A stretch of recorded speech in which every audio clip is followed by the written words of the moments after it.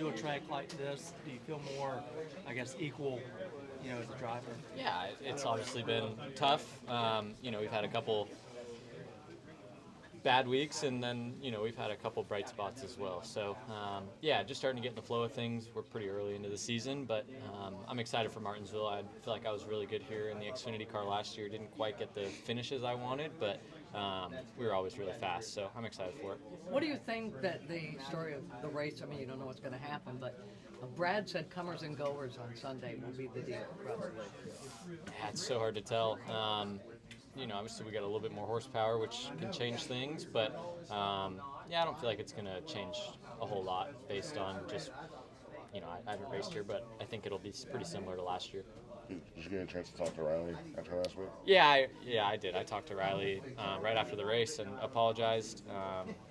Yeah, it doesn't take much at Darlington to get somebody around, and yeah, barely hit him and just ended his day. So I felt bad about that.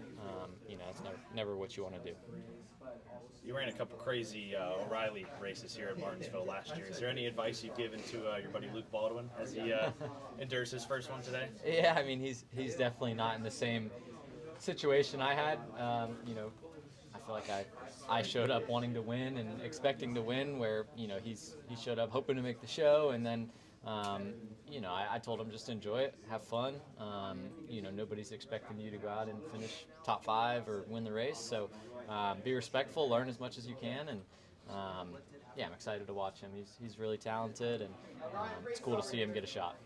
Kind of along those lines of learning things, how much have you really had to concentrate this year? Because I imagine you've had lessons left and right, even some you weren't anticipating, but what is your week like, or the way you handle post-race or going into a race?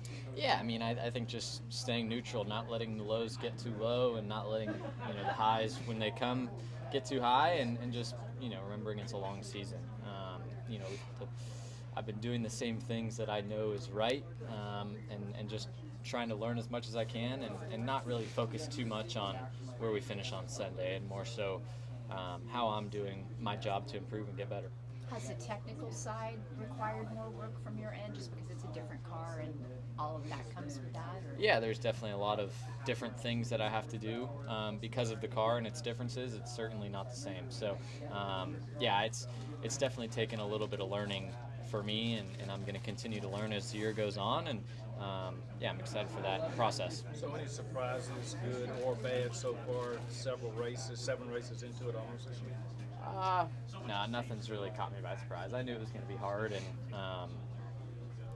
I certainly didn't expect to go out and win races right away. So, maybe outside expectation was different than my expectation, but it's gone pretty much how I expected it to. And I expect to get better and learn, and start getting some better finishes as the year goes on.